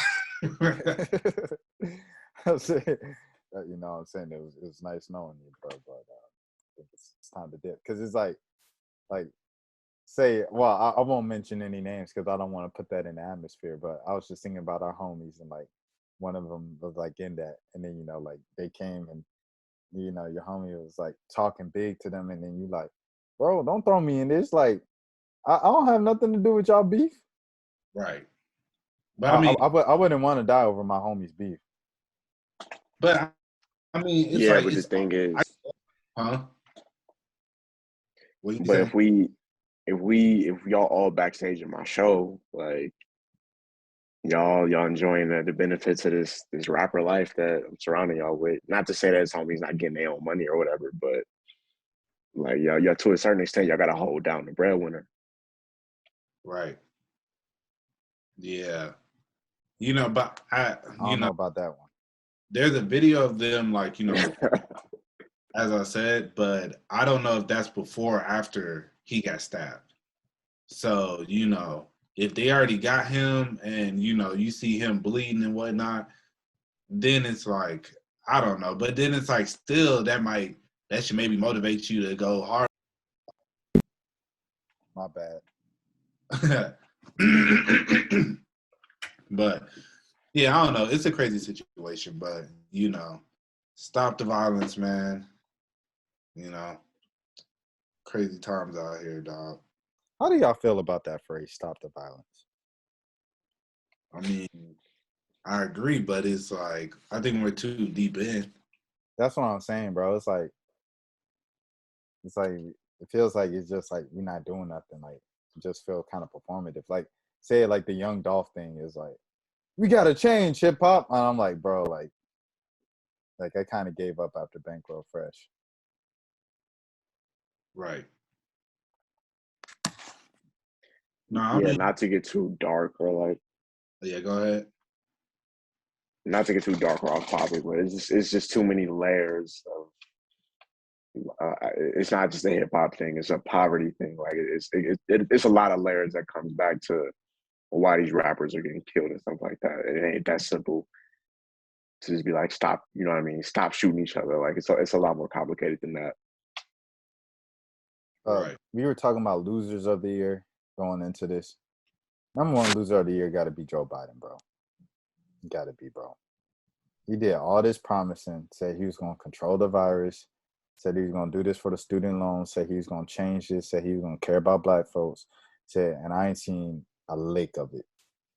And I know president is hard. It's a hard position when you got, a lot of people, who can control things as well. But Biden kind of ain't did nothing, bro, of like kind of substance. They released the restriction plan, right? I think that was like the biggest thing they done, and that can't even get passed because the boy Joe Manchin is against it. So it's like ain't nothing happening, bro. We just got political out of nowhere. You were talking about the whole structure of the system and the layers that goes into black men killing each other, and I was like, well, okay, well, let's look at the candidate who said, you vote for me, I'm gonna do it for the blacks. If you don't vote for me, you ain't black. Black people voted for him, and then what happened? You know what I'm saying? So it's like, it's just kind of BS, bro. It's like, because how do you change this? It's like you change it with like local elections and politics and rules and regulations, like structure, infrastructure. Having community centers, paying people money to be like good supervisors at the community centers. Like it's a lot of programs and stuff that you can build on a base level for the youth, and it all starts with politics and like things that we vote for. So it's like if we're voting for people who's gonna promise this to us and change, bro. Georgia just scored again on a reverse. They reversed it to, I believe it was Zamir Wright, and Zamir Wright just threw a touchdown. No, that wasn't Zamir Wright. It was some receiver. So it's But probably yeah, gonna be Bama, Georgia, Park. yeah. So it's a blowout. So you guys don't even have to worry about the game now. But dang, what was I talking about? But yeah, it comes down to politics, right? But with the politics, when they promise you these things and you vote for them and nothing changes, then what do we do? What is going on? It's like we're going in like this endless, hopeless cycle. Right. And we deal with it. We're like, okay, well, I'll just look at NLE Chopper doing the chicken dance to make me laugh, to distract me from the fact that we're in an endless, hopeless cycle of life. NLE Chopper's the answer, man. and Ellie Choppa Sands and Pooh Shiesty has done more for the COVID pandemic than Joe Biden or Dr. Fauci. Facts. I'm All sorry, Dr. facts. Fauci. Dr. Fauci didn't deserve that straight at the end. I apologize, Dr. No, but Pooh Shiesty deserved that praise though. Right. Fauci. Yes. Man, this dude at my job, he's a big conspiracy theorist. And this man brought up, he was like, man, I'm telling you, you know, all of this stuff is just controlled by the media, man. I'm telling you. You know, he'll like, let me show you something. Let me show you something. Watch this. Watch this. So then he took out a piece of paper and then he wrote Omicron and then he wrote Delta. And then he just started crossing off letters, right? He eventually got to the point where he put the letters together and it made media control. Yeah. Yo, I seen some kids from our high school say things about COVID because everybody got COVID in the past 2 weeks. So one of the dudes, he was talking about taking his 3-mile run, and he said it's a bit slower than usual because I have COVID. So okay, that's the first thing. What are you doing outside running for 3 miles with COVID? And then so like the people was like, COVID is a hoax anyway. And then someone was like, and them quote unquote vaccines too.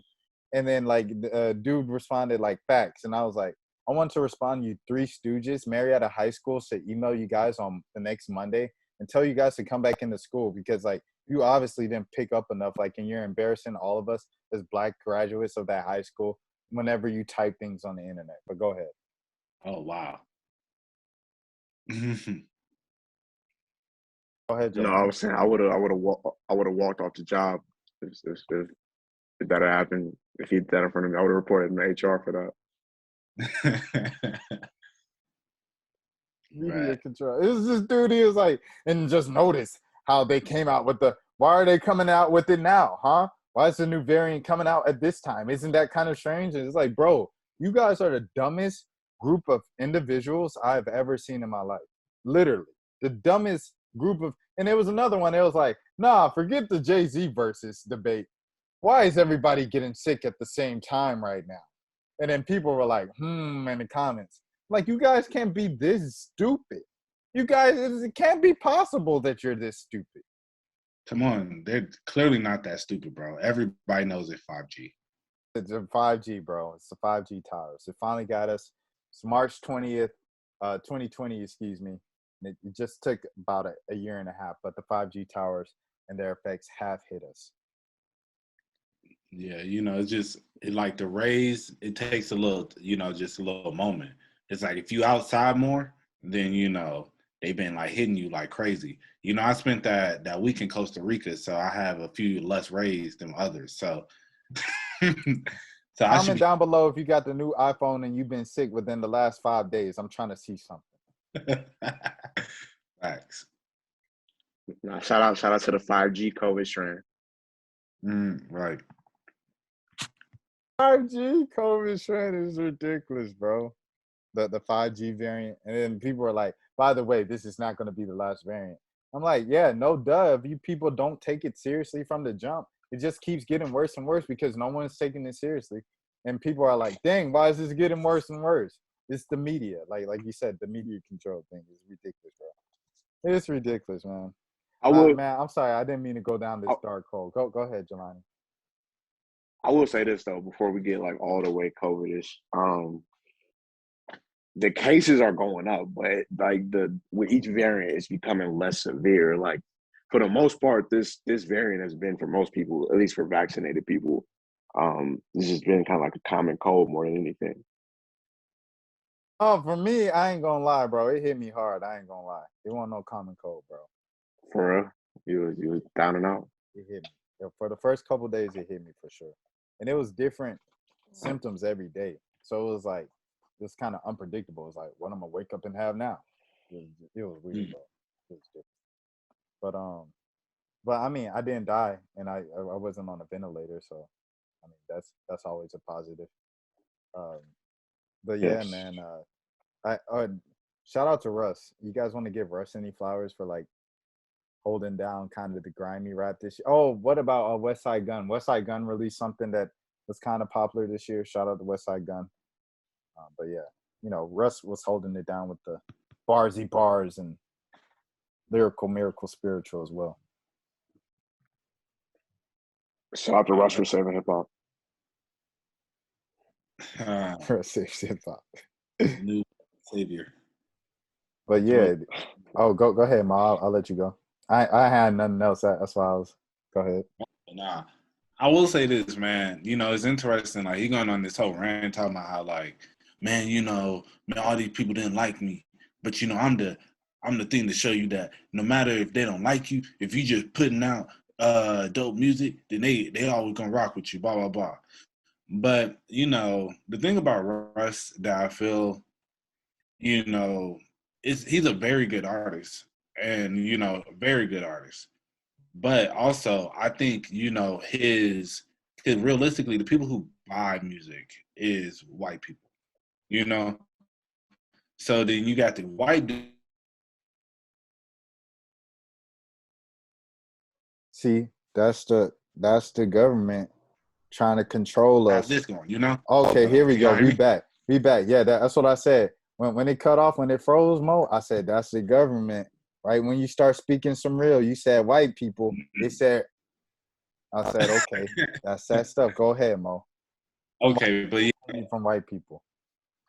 Yeah, but I was saying, like, you know, I just think, you know, when your demographic is, you know, majority white people, and you know, and you're sitting here saying all this stuff of like, man, y'all, you black, pretty much you other rappers, he didn't say black people, but these other rappers who are black, and, you know, talking all the crap like, yeah, you know, y'all don't own y'all stuff. And I get what he was saying of, you know, I'm just trying to do my part in the community. You know, if I'm going to be in this space, then you trying to teach, you know. And I'm like, bro, that's not why you was. And bro, and on that Rory and Maul thing, was Dolph already dead? I think so, but I don't think they recorded it. I think it came out after he died. Okay, because I was about to say, because like for to be talking about all that independent and be like Russ putting on for the independence, I'm like, dang, ain't nobody, like not one person mentioned Dolph. Right. Nah, for real, you know. But I can see it's like, man, his energy, you know, it's just very arrogant, and I'm not the biggest fan of it, you know. He's annoying, bro. Yeah, you know, it's like he's talented. He's a talented dude. Yeah, super talented, but it's just like, shut up, bro. You know, and it's you sell and you do so well. Not, you know, it's because the white people, they really appeal to you. You know, I mean, they really are attracted to you just because one, you look like them, and then you know, it's kind of like the Logic thing. You know, it's like, oh, look at this white guy. He can rap better than all the other black guys. Well, I mean, and then his first hit was what they want, you know what I'm saying? Like, it wasn't no grimy hip, you know what I'm saying? It's all about how you come in the door, too. It's like when we were talking about Doja Cat a couple episodes ago, how Nicki came in grimy. She came through grimy through the underground rap scene, and then she became a pop star. Like, Doja was doing underground forever, but her first thing popping was pop, you know. I'm a cow, I moo, you know what I'm saying? Like, and then Say So, you know, so. But so it's like that with Russ. If Russ, the first thing we heard from Russ was what they want, you know what I'm saying? They want no bars, you know what I'm saying? So that's how we gonna look at you. Right. But I mean, as I said, dude's super talented. So, you know, thank you for saving hip hop, Russ. Russ can it's just one of those things where it's like, you know, you're good in your own pocket. You know what I'm saying? Like, cater to your people. It is what it is. I'm excited for Earl. For Earl, bro, like how y'all feel about Earl? Because it's like sometimes I'll be listening to his new stuff. Every time it's the first time I'm hearing it, I'm like, what is this man even listening to when he hears a beat? Like, because it just be like some off the wall paint Picasso type stuff. I don't really listen to Earl like that. I ain't going to cap. Yeah. So yeah, I really ain't got much of a opinion. some rap songs I still play it heavy. Go ahead, Jelani. Are you on? I see Jelani, but he stepped away. So, um, but yeah, like I still like some rap songs is probably one of my most played albums this year. Some rap songs and Faces still. Faces got a little less play because I played it so much in 2020 during the shutdown. But Right. yeah, some rap. But I love Earl, bro. But sometimes I hear him and I'm just like, what is this man even like listening to when he in the comments be like Earl on another level. And I'll be like, bro, I must be like not connecting with me because it just don't make no sense. But yeah, man, those are all my music picks for the year. With the verses, obviously, the Bow Wow verses, I love that 3 6 Mafia fight. That was cool. Um, and yeah, that's like pretty much all I have. If anybody, oh, there's Jelani. Yeah, so I Jelani, had to. I want to ask. Oh, go ahead. Hold on, I had to dip off for a second. My fault. Oh, you good? I just wanted to ask you about Earl, bro. Like, cause Earl, I be loving his stuff. Like, a couple listens in, like some rap songs was probably one of my most played albums this year. But the first time I hear something new from him, I usually ask like, what does this man even hear when he listens to a beat? Because it's so off the wall. You know what I'm saying? So I just wanted to ask you how you feel about Earl. I'm an Earl fan. I feel like he got his own style. And I feel like that's what's most important, regardless of what genre you do. Like for you to have your own distinct sound, even if it's not the most conventional or everybody don't rock with it. But if you got your own thing to where people can't say, okay, it's nobody else in hip hop that sounds like Earl or that's rapping over like the song East. Like who else would rap over that beat? You know what I'm saying? And he trolled So so hard making a video for that. Yeah, exactly, and make a video for it. You know what I'm saying? So yeah, I'm an Earl fan. I like his sound. I'm excited for his album. I'm excited for his album. I'm excited for Saba's album. And yeah, I'll say that for those two in 2022. Amine is a loser for 2021. Amine, he dropped last year. He dropped the green. Dang, I forgot the name. Limbo.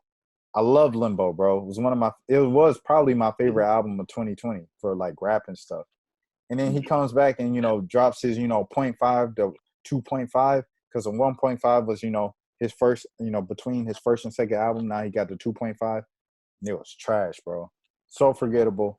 Not good at all. Amine, you are a loser for 2021.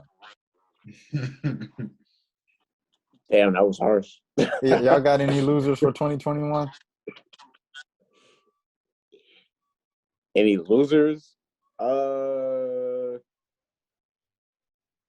It's hard for me to here's the thing about it. Like, it's hard for me to call people that are millionaires and that are making money off of their craft losers. Like, even if you didn't have the most successful year, it's hard for me to be like, yo, you a loser. You know what I'm saying? Like Roddy Ricch, yeah, people are hating on the album or whatever, but he still could pay his bills and do fly shit, and you know what I'm saying? Right. The first person that came to mind when you asked that was DaBaby, just because when beginning of this year, DaBaby was like a pop star. DaBaby was getting played on like white radio and things like that, and now, regardless of whether you agree or not, they kind of blackball homie out the mainstream spotlight. I don't know if you hear people in the background outside shooting fireworks and blowing a kazoo or whatever, but it's mad loud in my background right now. I hear it a little bit, but you still good. Okay. But yeah. Woo! How do y'all feel about 2022, the direction that Meg Thee Stallion's going? Do you think, because I feel like she took a little step back this year, like, of course, Meg Thee Stallion, the brand did amazing this year. But musically, even though Thought was a hit, it was like the same flow, the same substance, the same lyrics. That's kind of what happens when you write all your stuff. Like, that's kind of like one of the downsides of it. So I just wanted to know, where do you guys see Meg going in 2022? Do you think the decline kind of continues and maybe like Meg just fades away into irrelevancy as far as a musical person, and she's just more of an influencer and a brand and celebrity? I mean, I think that she definitely has the possibility to make a strong comeback. It goes into just she has to talk about more substance. You know, just she could clearly rap, but she's talking about the same stuff over and over, and it's only going to connect to a niche group of people, you know? And you got to get something that's going to connect with everyone. You know, it's like that's why Cardi B album went so crazy. You know, she had a lot of different songs. Um, you know, that's why freaking Doja Cat is going so crazy right now. She got a lot of different songs, you know? So it's cool to be on your hot girl, you know, like F these dudes and, you know, get a bag. You know, I just pulled your daddy at the mall. Like, that's cool. But after a while, you got to get deeper. And it's like you've had a lot of situations happen in your life, but you're not touching on none of them, you know? You're not, you know, it's like you don't, all your best friends that you were best friends with, most of them are gone. You know, you could talk about like betrayal and, you know, just even with the Tory situation, it's like, I bet this has been a tough situation, you know, But but now it's sketchy. She looking like not Dr. Nature, Brother Nature out here. yeah, I feel like, you know, the whole situation from the beginning was kind of off to me, just with the fact that when she did that IG live, and she never really spoke about what happened. Like all she said was Tory shot me. Like y'all don't believe me. She crying. It was, you know, blah blah blah. But it's like, you know, she didn't really say what happened. And it's like if you're gonna say all this stuff that he shot you and everything, you know, you could go a little more in depth. You could say like, you know, we were arguing and then this happened. It's like this is why he shot me because this happened. You know, but none of that happened. It was just he shot me. He shot me. Y'all like, you know, and yeah. So I always thought it was interesting, and then I saw the reception that Tory has been getting from his peers in the music industry, and it kind of shows me also. It's like they clearly, you know, I don't know. He's an independent artist, so they don't have to rock with him. But you know, there's a lot of people that still rock with him heavy. So I think, you know, it's an interesting situation, and you know, I think it's alleged. You know, and I'll say one other thing is the fact that he was never charged with assault. You know, I think that's the thing I was always like, I don't know, I peeped, but it's like if he doesn't get charged for assault, all he got is charged with possession. That means they don't think he shot her. That's not what. That's really not even what the case in trial for. You know. So. Yeah, I don't really know the details of the case, but she probably she couldn't really probably speak about it too much in detail on that live, probably for legal reasons more than anything. But if you go in and to say he shot me, and you know, like if you just go back to the live, it's like she was saying a lot, but she wasn't saying nothing. And it's like if you like your legal team are going to tell you if you can't talk about it, you don't even think about who did it. You know, you're not going to just be sitting here saying blah blah blah shot me. It's you know, so I just feel you know you could at least say like we were arguing and then this happened. But you know, but I get what you're saying. It's like with legal because of legal repercussions, you know, you can't go too in depth. But I felt like it was just a lot of holes, and it's been holes this whole time. It's just like, and why is everybody so hush? You know, so yeah, I don't even want to. That's a whole situation right there. I don't even want to. I didn't even really try to focus on it too much. It was weird though, seeing how quick certain people like didn't. Not to say that I know you support women and you not on no weirdo shit, but like certain people was like how happy they were to try to prove her wrong or whatever. Like it was some dudes that from the jump was just kind of like excited to, I don't know, like they got off on like trying to prove her wrong. I know that's not true, but that was kind of weird to me. But musically, as far as the original question, I agree with what Mo was saying about the subject. Like she could rap her ass off. She's super talented, got the look, good beat selection and all that. But you definitely want to hear more, like more diverse. She ain't got to put on her kufi and get like super lyrical miracle. I don't want to hear her rapping about like the planets and the stars and all of that, the cosmos and all that stuff. But like she, she can. It could be something else outside of, I'll take your man and these niggas ain't shit and all that. Exactly. It reminds me of like the Baby, like musically of a couple of years ago, and people always like kind of called Meg the female the Baby and stuff like that, like music style and stuff. But it's like how everybody's like the Baby's making the same song, and it was a meme. I feel like no one's really doing that for Meg, and I think it is kind of like that hesitation of you don't want to be the person of like, y'all don't like black women, y'all hate black women, just say it, So, but yeah, I mean that's how I feel. So I think that's just an interesting thing to look at on the music side.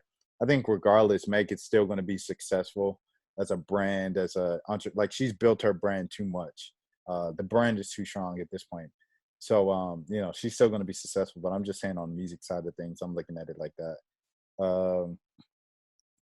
Oh, Mo, you're 2021 loser. Oh, who lost in 2021? Man, I don't know. That's a tough one. I think the loser of 2022 is gonna be Trey Songz. But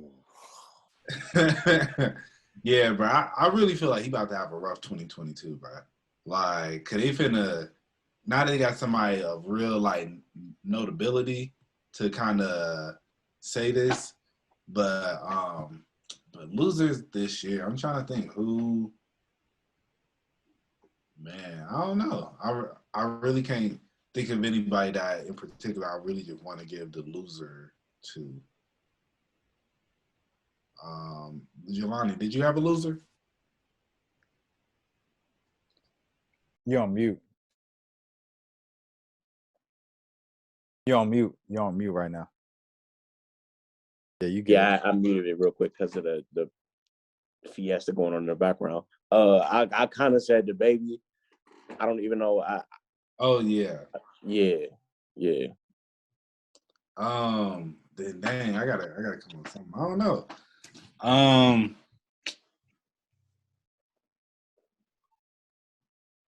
Bruh, I can't. Joe Budden?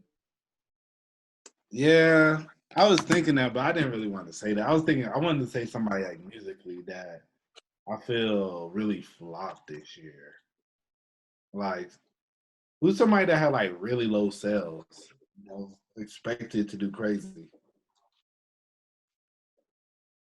Maybe like a Yachty or something, but Yachty been going crazy. Like as far as I mean, in my opinion, I thought his music sounded good, but maybe like Yachty might have had some lower than expected sales or something. Yeah.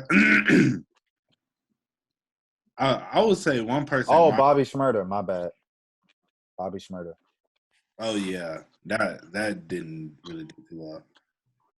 Hey, he got out of prison though. I can't call him a loser. Yeah. I mean, but like musically, like he was like, bro, like we were playing his song for 6 years, and it was like we were playing like it was 2014 in the summer every single week, and then you come out, and that's what you give us. You know what I'm saying? Like this is the best you got, like. Bro, like you was a hit machine in 6 years ago. Right, he wasn't a hit machine. He had like 2 songs. Yeah, he had 2 songs in one summer though. That's a lot. It's like Fetty Wap. Nah, Fetty Wap was like 7. Yeah, Fetty Wap. It's crazy. What's it called? Fetty Wap was a hit machine. I feel like it was too much hype around Bobby from the beginning. Like, I mean, I think he was a really good artist. But I think the expectations of what he was finna come back and do, like he did Bobby bitch, and then like and then the song of course hot nigga, and but other than that, but regardless, And computers. oh yeah, he did do computers. That wasn't a hit, but that was Is a street certified classic. I guess. But yeah, I'll say one artist that I feel music I did not enjoy at all this year. Trippie Redd. I usually kind of like some of his music, but I didn't like nothing that he did this year. I'm gonna be real. It's like he did "Holy Smokes" with Lil Uzi. That was a cool song. So I thought the album might be kind of far, but nah, it was mid. I don't know. He's still a good artist, but he's dumb young. So we just have to see how this pans out for him. And he had the Drake feature too. Jelani, you're on mute if you wanted to say something. Just a reminder. No, I got you. Yeah. But yeah, man. That's pretty much all I have right now as far as like kind of and I could still go a little further, but I could cut it off here. Yeah. I'm gonna have to get ready. Going to dinner tonight, For sure. Yeah, what y'all got planned for New Year's? Well, for tonight. I'm in the crib, bro. Omicron. Over 500,000 cases in America reported. I didn't report my case. Just imagine how many people was like me. How you not report? How'd you get a test? At home test. Man, I don't trust them at home test. That's exactly what my dad said, but like I felt it. Yeah, I mean, for you, I'm like for those people who are getting at home tests and they're like, "Oh, well, this is negative. I'm good." I'm like, "Nah, bro. I don't." Yeah. How y'all feel about 5 days? They wildin'. For real. Yeah, they need a little bit more time than that, for real. At least 7. Yeah, I hear you. Yeah, no, because I felt normal after 5 days. I was vaccinated though. I didn't get boosted, but I felt normal after 5 days. But I was still like a little sick, and I feel like if you're still a little sick, you shouldn't be out back in public, amongst stuff. Yeah. But yeah, Mo, go ahead. I'll let you close it out. All right, y'all. Well, this has been a fun wrap up. With the 1 a.m. gang. We'll see y'all next year. But we will be back with a sports update as well. Why did Jelani do this, bro? We're not just gonna go past my rockstar vibe real quick. Oh yeah, but it looked like you did this, which is a whole yeah. Oh no. I was doing my Gene Simmons or whatever. You're doing the Cardi. Yeah. I'm a rockstar. Rockstar me. Playboy Cardi, a loser in 2021, bro. No. That's another person I was thinking. Never too much. How is too much? We don't have enough time for that topic, but how's he alive? I can't call him a loser. Back to it. But all right, y'all boys be safe, man. Have a happy new year. Everybody shout out their socials. Follow me on Twitter at MoKnows_. Follow me on Instagram at rbmo___, and on all streaming platforms at MoKnows. Follow me on Twitter at _Jelani, JELANI, 2 underscores at the end. Follow me follow us at the 1 a.m. pod on Twitter. And on TikTok, 1 a.m. pod. Yeah, shout out to the podcast, man. Shout out to 2021. Looking forward to 2022. Yes, sir. Road to 1K subs here. Let's get this channel monetized. 1 a.m. podcast. Everybody sub up. Thumbs up. Leave a comment. Like, comment, subscribe. We going to say it like the old school YouTubers. Like, comment, subscribe.